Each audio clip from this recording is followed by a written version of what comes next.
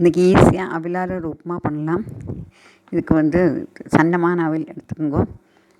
கொஞ்சம் வெங்காயம் பொடியாக நறுக்கணும், தக்காளி, கருவேப்பிலை, பச்சை மிளகாய், மஞ்சப்பொடி, உப்பு, தென் தாளிச்சுக்கிறதுக்கு கடுகு, இப்போ எண்ணெய், தேங்காய் எண்ணெய். இந்த தேங்காய் எண்ணெய் ஊற்றி கொஞ்சமாக கடுகை தாளிச்சுக்கோங்க.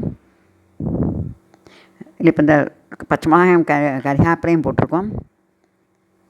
அதுலேயே இப்போ வெங்காயம் சின்னதாக நறுக்கி வச்சுருக்கிறதையும் போட்டு விடலாம்.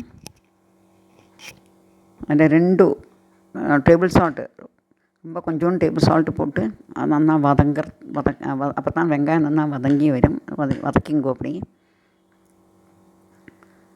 ஒன்று வதங்கினதுக்கப்புறம் தக்காளி பொடியாக நறுக்கி வச்சுருக்கோம் இல்லையா, அதை போட்டு விடலாம். இதுக்கு தேவையான மஞ்சப்பொடி, போராத உப்பு போட்டு இதை நல்லா வதக்கிங்கோ. இந்த அவில ஒன்று சும்மா தண்ணியில் போட்டு எடுக்கலை, நல்லா தொடச்சி எடுத்துருக்கேன். அதையும் போட்டு விடலாம். போட்டு நல்லா சேர்த்து கிளறிக்கோங்க.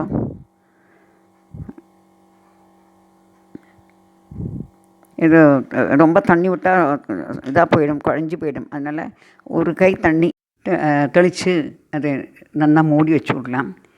கொஞ்சோண்டு தேங்காய் எண்ணெயும் போட்டு ஒரு 10 நிமிஷம் கழிஞ்சு எடுத்து சர்வ் பண்ணலாம். இப்போ சர்வ் பண்ண ரெடி ஆகிடுது. தேங்க்யூ.